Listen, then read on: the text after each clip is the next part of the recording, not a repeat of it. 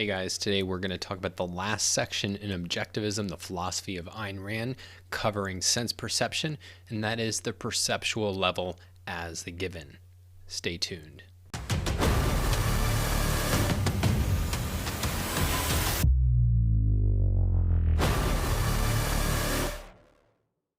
Okay, so this is the last section in OPAR discussing sense perception, and it is the perceptual level as the given.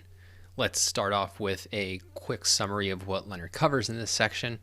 And essentially, he takes us through a chronology of development where human beings start at the level of sensation of these discrete, time-limited influxes of, color, smell, noise, and says that the next level we reach is when these become automatically integrated by the brain into entities, and in particular that we perceive a world of entities including their characteristics.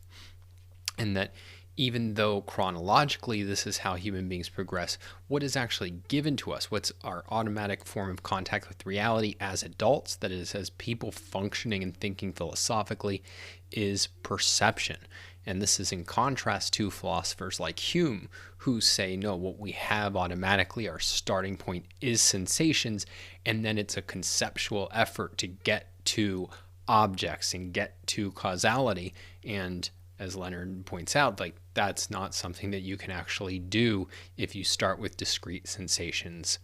So let's just make sure that we're clear on what this distinction is between the perceptual and sensations. So the perceptual level, as I said, is a world of entities. It's that we perceive a world of objects, including their characteristics, or at least some of their characteristics. And we perceive these entities as stable, enduring objects that we can learn about, explore. We can, pick up a ball, and we can, and in perception, there's a sense of it has weight. It has color, and we can look at different sides of it. And but what you're perceiving is this world of entities spread out before you that can be explored. Whereas sensations, it's not simply perceiving characteristics. It's that you're aware of an isolated, discrete, time-limited influx. If you want to take the closest that you could get to really concocting what a sensation would be as a human being, imagine those experiments where they have you floating in one of these sensory deprivation chambers, and there's a flash of red light. It's not a red light coming from somewhere or whatever, but it's just there and then it's gone. And as an adult, we don't have these, and we'll get to whether we ever had them. That only in weird kind of circumstances can you even get something resembling what it would be to experience sensations. So it's what we're given in perception is objects, entities in a world that's laid out before us, a world filled with entities that we can explore. So if you want to take an example, perception is I see the fire truck drive by, and it has a lot of elements to it. As this object drives by, I perceive that it has a certain color and a certain shape, and there's a gust of wind that the movement of the fire truck creates, and I can see its sirens or I can see the lights flashing and the sirens blaring, but I'm perceiving the object, including these characteristics of its sensory qualities, of its color and its sound and its effects as it's driving. And contrast that with the what it would mean to talk about in terms of sensations, which is just there's a blotch of red, and there's the pressure of that we would say is from wind, and there's a noise that's there and gone. That's these discrete, disconnected sensory flashes of energy, in effect. And that is what Objectivism is rejecting and saying, no, it's that to view things and to isolate characteristics from their objects, to think about sensory qualities requires an act of abstraction. That is a more sophisticated perspective than I see the fire truck drive by and make noise and create gusts of wind. That it's the actual objects moving across a world filled with other objects. That is what's given to us, and being able to isolate and focus on the characteristics of those objects is a more sophisticated perspective. Now, as a quick aside, this idea that human beings start out at the level of sensations and go through a sensation stage, this is probably not true. I haven't explored this in great depth, but certainly objectivists who have, Harry Binswanger comments on this in his book, and I believe I've heard other objectivist philosophers who've, actually looked a little bit more into the evidence. Harry gives a kind of more intuitive example of something like a cult, right? Who's born and minutes later, hours later, maybe is able to run about the world, and that wouldn't be possible if it started at a sensation stage.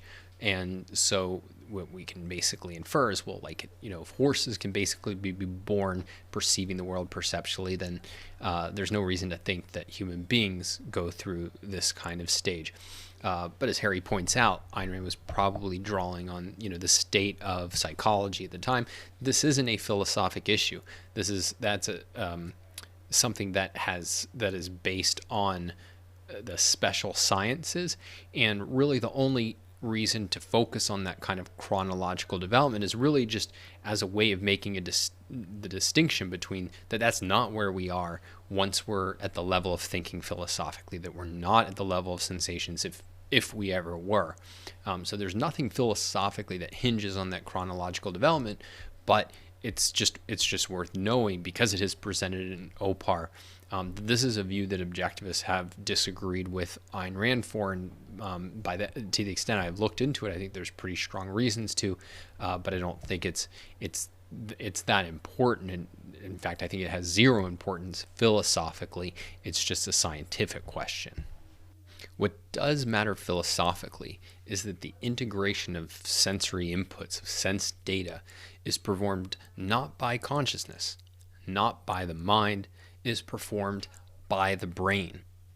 What we're aware of is not sense data. We're not aware of the kind of the process by which the external world impinges on our physical senses. We're not aware of kind of little pieces of sensations that our mind is putting together. It's that our brain is integrating all of the incoming information, if you want to put it that way, from the senses, and what we experience is the world directly.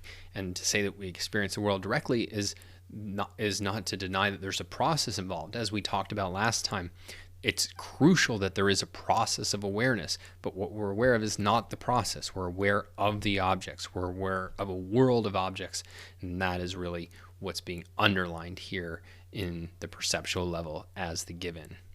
And you might wonder, like, why does this deserve a whole section, and why does the section come at the end of the senses? And I don't think it's because that philosophers make a certain error. That is, they treat sensations as our primary contact with reality.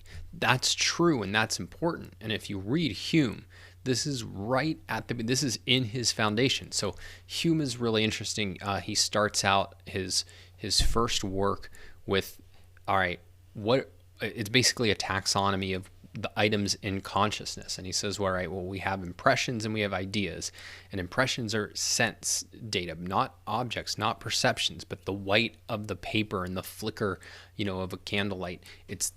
We have all of these sensations that are kind of disconnected, and how do we ever put them together? And as an aside, it's really worth reading Hume, because particularly what we've talked about so far in OPAR is the starting points of metaphysics and epistemology. And for Ayn Rand, the starting point is reality. The starting point is objects in the world. And then when we move to epistemology, it's okay. There is a world. It has identity. It has causality. And then there's a question, well, how do we know? And what Hume does is, and this is following Descartes, it's all you're starting with consciousness, and you're trying to itemize what's in consciousness. And there's a whole thing, like, you're not connected to the world. You're not connected to external reality at all. But I don't think that is what is driving this section. Certainly that's important. But what's really going on here, I think, is that this section is the bridge between metaphysics and epistemology. That is, if you think objectivism's view ultimately is that to know, to reach truth is to know reality. It is to know what is true in the world. And in effect, then what this is doing is saying that what it means for a human being to know reality is to connect their knowledge to the perceptual level, to what's perceptually given. That is the whole meaning of connecting something to reality, because that's our primary form of contact with reality. So once we get to the conceptual level and try to develop a method for thinking, it's all going to be how do we keep the relationship between our conceptual level, which as we'll see is volitional, it can depart from reality. How do we keep that connected to our direct contact of the world, with the world, through perception? And so this then, it becomes really important to get right. Okay, what is that form of direct awareness? Because, as I think if you read Hume, this is exactly what's illustrated there, that if you get this wrong and you say, oh, well, we're tying it back to the smallest units of perception, but that which is not the given. If we're tying it back to sensations, you can never get, if sensations are your starting point, you could never get to objects. You could never get to causality. You can never get anywhere. And that's really the kind of bottom line of the Humean philosophy. But if the starting point is perception and it's a direct awareness of entities, then we can get somewhere really valuable. And that's exactly what the objectivist philosophy is laying out, is the foundations, the philosophic perspective that emerges once you realize, all right, we start with knowledge of the world, and then what that means for a human being is the knowledge provided by the senses and then built on by the senses through a logical method that will keep us tied to reality. One way to think about it is that this whole section on sense perception is basically, do we have, or what is our automatic inherent contact with reality? And if you think about the early sections, the focus is on, do we have this? Do we actually have automatic inherent contact with reality? And the emphasis here is not whether or how, but what is that direct contact with reality?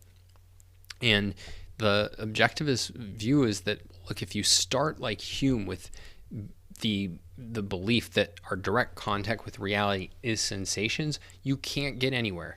You can't get from discrete units of sensory experience, or sensory qualities is probably the best way to put it.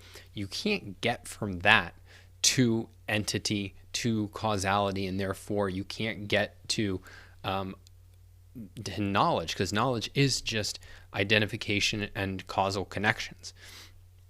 And so what we're really getting here is the bridge of saying, okay, we've established that when you have contact with reality, it's going to be sense perception.